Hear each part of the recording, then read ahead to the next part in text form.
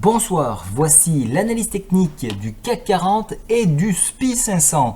Alors je veux vous parler plus souvent du SPI 500 parce que vous l'avez remarqué hier, on a de l'intérêt à le regarder. Avant d'attaquer cela, on va regarder le calendrier économique pour demain. À 1h50 pour les matinaux ou les couches tard, on regardera un indice qui va mesurer donc l'activité des entreprises au Japon sur le secteur manufacturier et non manufacturier. 3h30, ça sera le PMI chinois, PMI manufacturier. 9h55, le PMI allemand. À 11h, le taux de chômage pour la zone euro.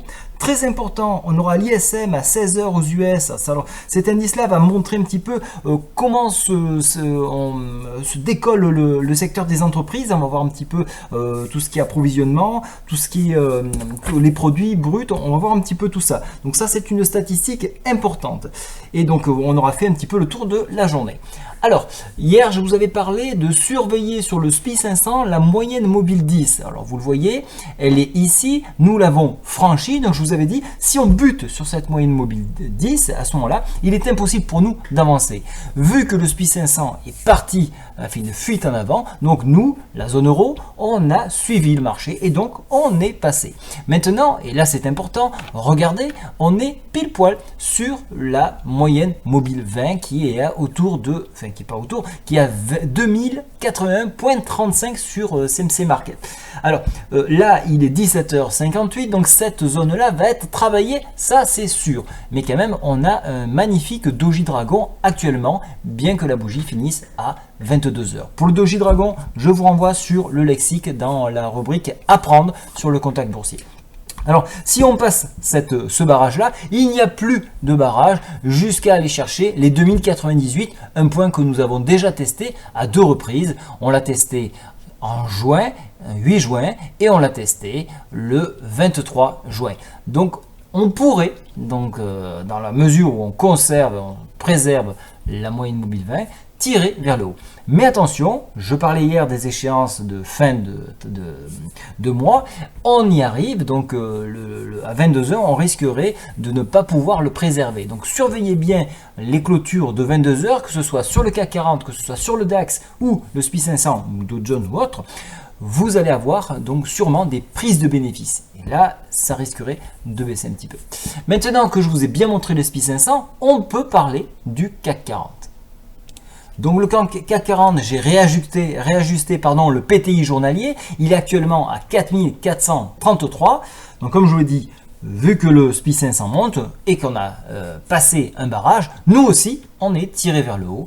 Donc alors, étant tiré vers le haut, on franchit les 4466, les 4501 qui étaient un barrage, l'oblique que je vous avais tracé, il n'en reste plus qu'un et il se trouve à 4531. Donc il va falloir surveiller, 4531 pardon, il va falloir surveiller ce niveau-là. Alors là, bien évidemment, ça c'était le coup d'avant. Et maintenant, on est ici. Alors, je reprends un petit peu. Donc là, on est en train de combler le gap.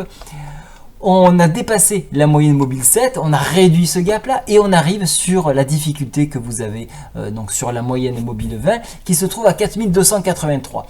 Donc on est à peu près à quelques points près au même niveau que le SPI 500, donc on se retrouve sur des barrages à peu près identiques. Donc on va avoir de la difficulté. Si on arrive à le toucher, ça serait bien évidemment un joli point pour prendre ses bénéfices, puisque comme je vous le disais, on risquerait d'avoir une prise de bénéfice globale sur l'ensemble des marchés.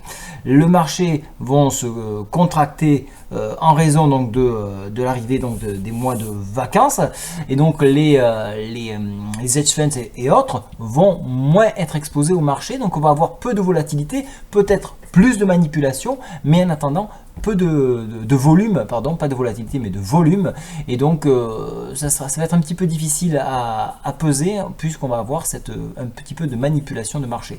Donc contact des 4283, on est sur le point de le tester. Il est préférable de couper une partie de ses gains pour ensuite se repositionner plutôt demain. Le gap est en train de se réduire dangereusement. Il est à peau de chagrin maintenant. Donc je vous le réactualise en direct. Il est vraiment infime. Hein. Donc on devrait même, on a touché la MM20. Donc c'est vraiment, là il n'y a vraiment plus rien. Autant dire, il n'y a plus de gap. Hein. Je le laisse pour vous laisser un repère. Mais pour moi, le gap a été comblé. Donc toucher la MM20, plutôt prise de bénéfice, attendre demain pour mieux se repositionner. Si donc globalement, si on arrivait à dépasser cette MM20, on irait en direction donc des 4363 et puis après, alors pardon, pas 4363, 4310 puis 4363, 4313 exactement, il est ici. Il est un petit peu mangé. 4313 puis 4363. Au niveau des indicateurs, on est en train de se retourner à la hausse. Alors c'est sûr, on a eu nos 3 soldats. Je vous en parlais hier et vous pouvez le retrouver dans la rubrique de apprendre. Dans le menu apprendre, lexique de dictionnaire de bourse. On a eu ces 3 soldats là. Donc après ces 3 soldats, on a généralement une pause ou une consolidation au mieux. Globalement, de cette pause-là, on pourrait encore en tirer du jus pour aller chercher ces fameux 4363.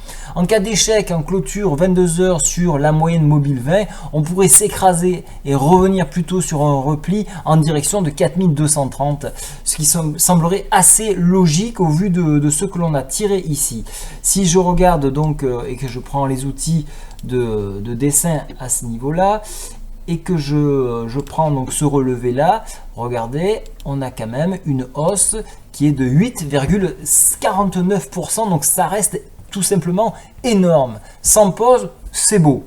Voilà, donc très belle hausse, il va falloir prendre un bénéfice, ce qui ne veut pas dire que la hausse sera finie, mais du moins il va falloir une consolidation et on est sur des points de consolidation.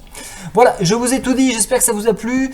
Pardonnez-moi pour avoir traité la mauvaise bougie sur le CAC 40, on est bien évidemment sur le jeudi 30 et non sur le 23 juin. Voilà, je ferai un état de mon portefeuille ce soir en clôture 22h, 23h plutôt, puisque je trade le marché du Forex et on fera un point, donc comme tous les mois, je ferai un point donc sur l'état de mon portefeuille et des performances. Bonne soirée à tous, au revoir.